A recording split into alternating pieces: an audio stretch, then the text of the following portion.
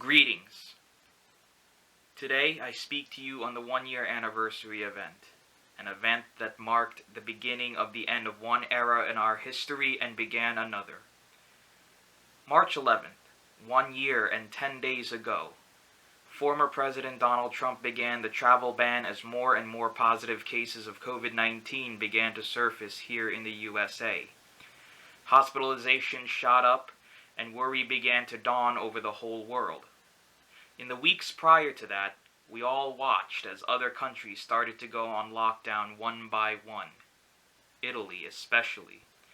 Many of us who remembered the first SARS epidemic in 2003 knew very well that this COVID-19 epidemic was not going to be an epidemic like SARS. SARS-CoV-2, the virus that causes COVID-19, was going to be a totally different beast. Prior to March 11th of last year, unless you were someone who was into virology, we knew very little about coronaviruses apart from that they cause the common cold that only serves to hinder us a little. SARS and MERS never materialized into a full-blown pandemic, but this one did. This video will cover 1 week that changed the world forever. From March 11th all the way to March 18th, the day I filmed the very first episode of the COVID-19 Chronicles.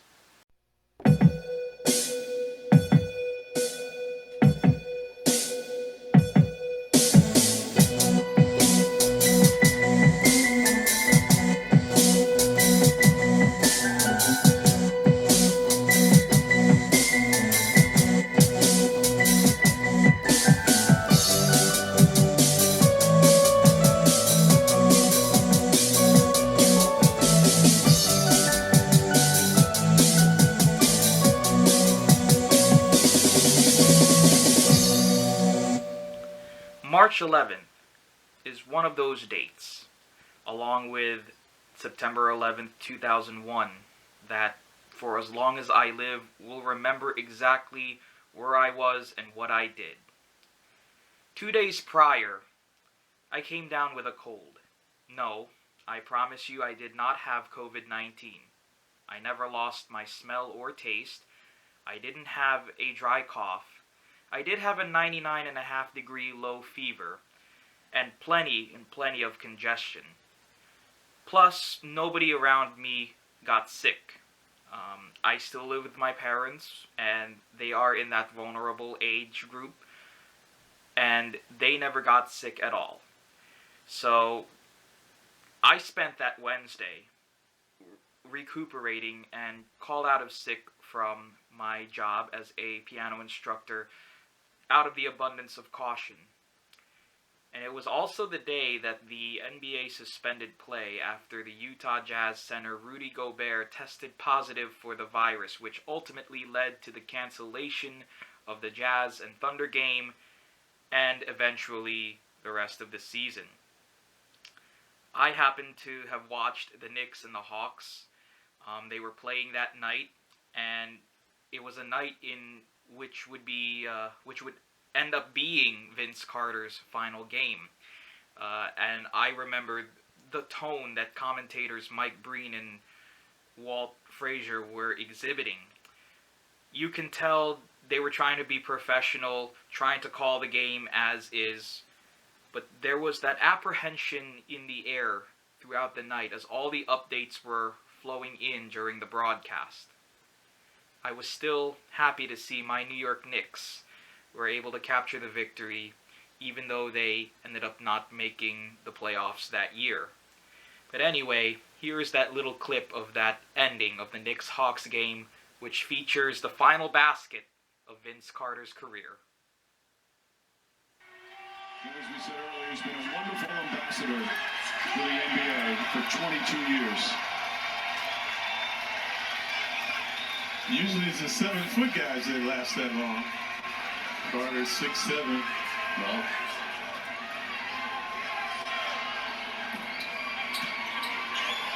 R.J. Barrett. See if the Knicks will let him score his last basket. And that's what they're going to do. Carter for three. Unbelievable. What an appropriate way to finish for the great Vince Carter. And the Knicks will just dribble it out, ending this bizarre night. Absolutely a terrific win, a very spirited win for the Knicks. But now the future of this NBA season very much in doubt with the news coming about tonight.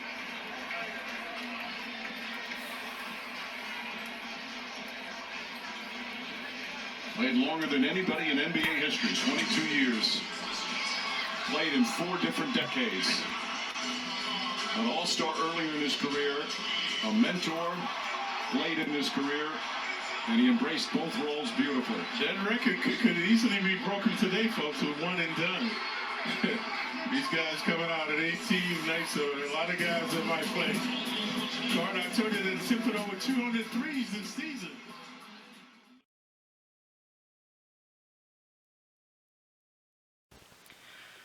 By Thursday, I was well enough to go back to work, albeit I had slightly stuffed ears from blowing my nose and from all the congestion. But the day went by smoothly, and I taught all my lessons that I was supposed to teach that day. I did remember wearing a mask to work to make sure that I did not get anyone else sick. In fact, my first lesson of the day was a retired woman who wanted to take piano lessons for fun. She told me at the top of the lesson that her husband, who is a virologist, said that this was a virus that needed to be taken very seriously. Now, keep in mind, at the time, there had been so many conflicting reports about the nature of COVID-19.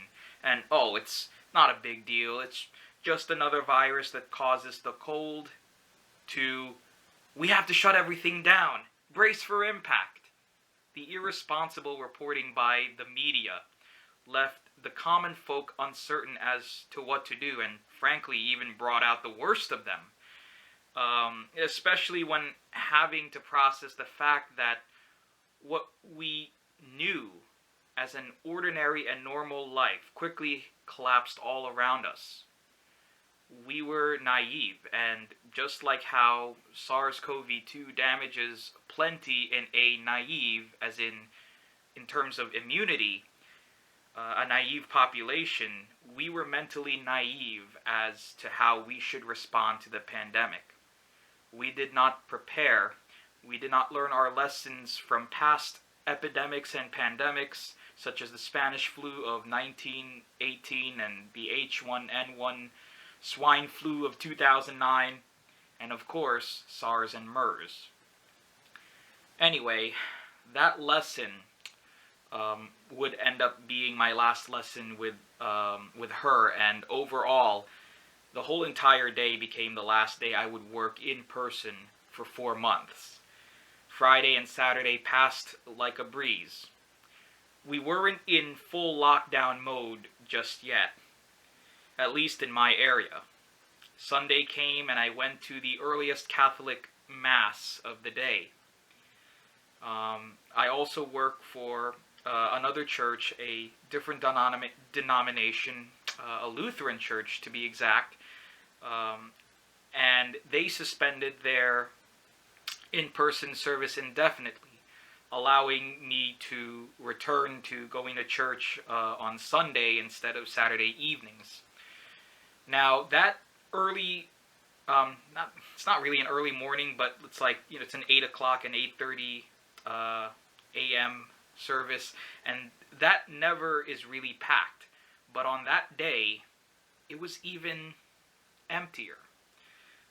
There was a rather somber atmosphere as the bishop of my diocese declared that obligations to attend services in person would be dispensed, but he did not shut down all Catholic churches entirely, yet. We all knew that it was going to happen, and soon enough, and eventually it did. It was also the day that many towns in New Jersey were supposed to have their St. Patrick's Day parade. Those were postponed until, of course, they were canceled after realizing that this shutdown was going to be much worse than initially thought. And that's the one thing that I will admit that we are all guilty of. We were guilty of underestimating the consequences of lockdown. Some stores were thinking of reopening around April, thinking that this public health crisis was going to pass in only maybe 2-3 weeks' time. If only we knew how bad it was really going to get.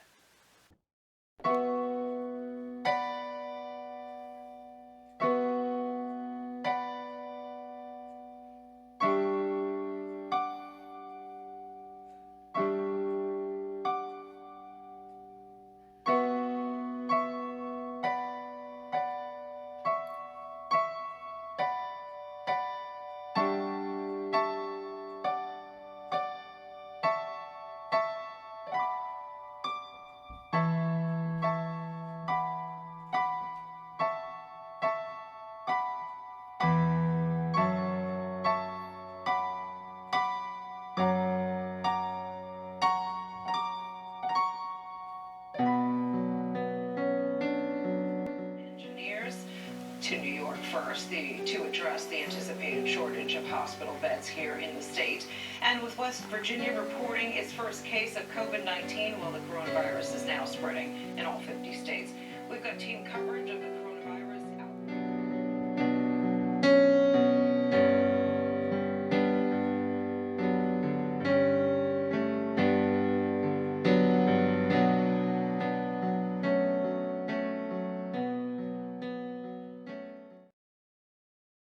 Geez, I don't even feel like it's that long ago that I was strolling through the empty parking lots of a mall on a weekday.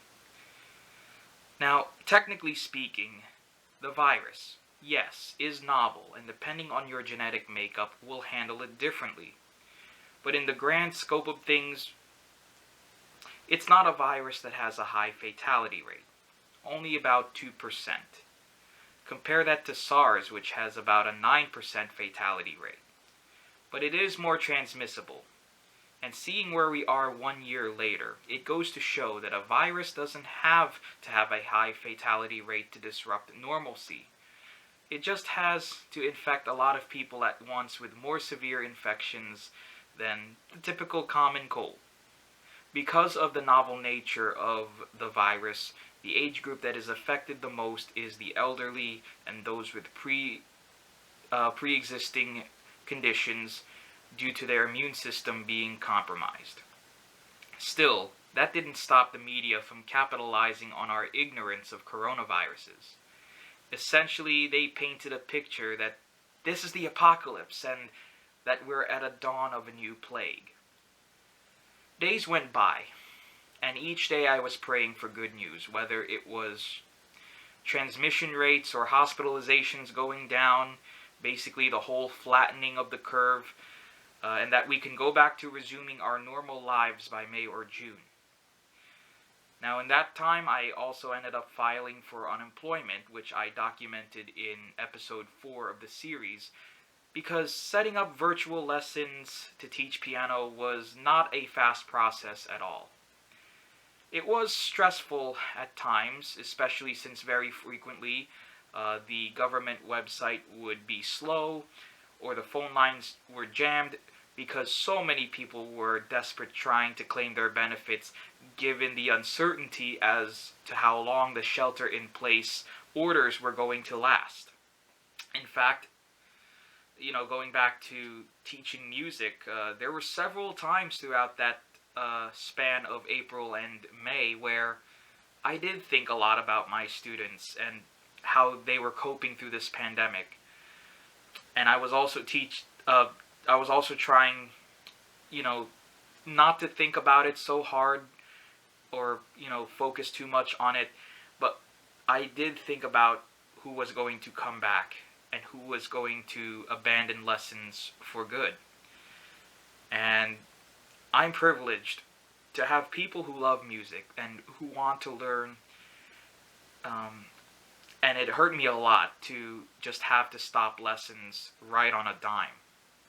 Now, at the top of the show, I mentioned briefly that I worked a job in Princeton, but I also work for one of my colleagues from college who has her own company. It's still fairly young. We're trying to get it started with all the advertising and all the website.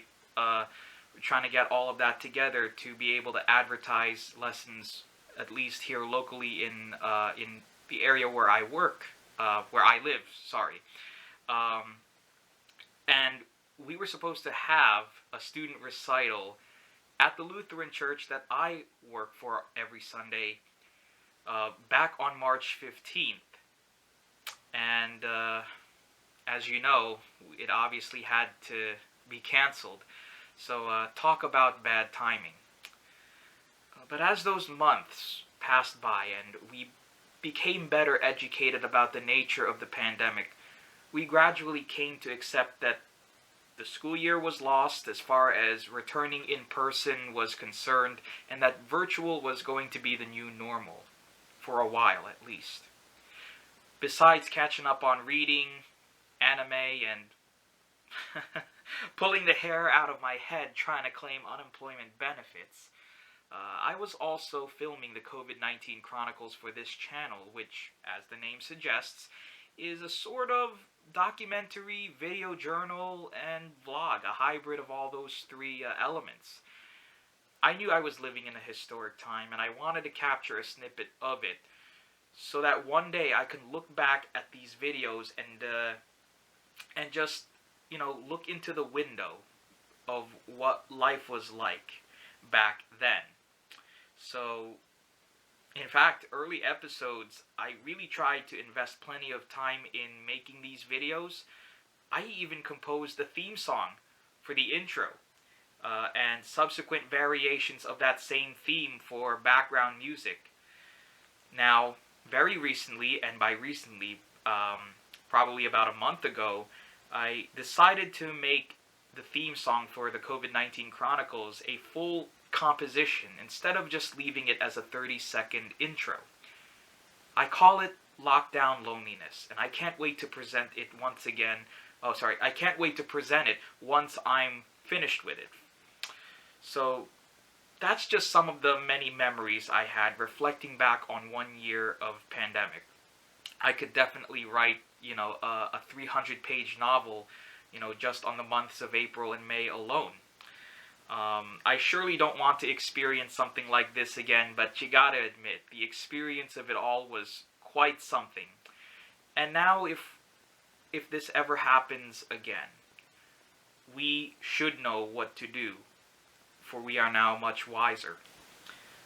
One of the things that we should all look for in times of crisis is a silver lining. Sometimes, as bright as that silver shines, it's hard to see that when we're surrounded by darkness, metaphorically speaking. Heck, even on days when the sun was bright, it felt like the sun wasn't there, having to stay at home basically 24/7 for 2.5 months. But when you seek it, and never give up trying to find that silver lining, you will find it eventually. You will realize it when you compare where you are now and reminiscing on that journey that you had to take to get to where you are presently. The silver lining for me was that I was able to have the time to really take a good look at the mirror and see what I needed to do in order to ensure a fulfilling future. For me, I was able to have more time to read books. I mentioned that a couple times already a few moments ago. Accumulate more DVDs and movies. Yes, I am a collector more than a streamer. I consider myself a collector. Thanks in part to my lack of overspending on things that I don't need, and with the help of the unemployment benefits. I was also able to start investing on Robinhood and giving myself the opportunity to supplement my income on top of the music gigs that I have. But most importantly, I had more time spent around my family. Given how many people lost family members close to them from COVID-19, it has given me a new perspective on embracing my roots. And one thing I want to do when either I get the vaccine or when I think it's safe to do so is to fly to the Philippines and spend quality time with aunts, uncles, cousins, nieces, and nephews. It's been 9 long years. How coincidental that this pandemic happened simultaneously as the stage in my life where I needed to start piecing everything together. It's funny, my former religion teacher in high school says she never believed in coincidences. She believes that everything happens for a reason, and perhaps this pandemic, as awful as it has wreaked havoc on this world, and will continue to do so for probably another few years, it gave a lot of us the time to hit that metaphorical reset button. Everything that happened before the shutdown should be null and void. Every stumble and fall one took should be left buried in the past, something that I think everyone needs to do now more than ever. And eventually we will arrive at a post-pandemic renaissance. That's what we should look forward to. But for now, we're still in the thick of this pandemic, and as of filming this episode, total cumulative cases has just topped 123 million, with 2.7 million deaths. Despite another surge that might happen around Easter, vaccinations are in full swing. Still, it's wise to do the prudent thing and live life while taking the necessary precautions to protect yourself and those around you. One full year has come and gone, and I thank you for tuning in once again. I am genuinely excited for the next episode, and it will arrive not too long after I post this on YouTube. I'll tell you all about it next time on the COVID-19 Chronicles.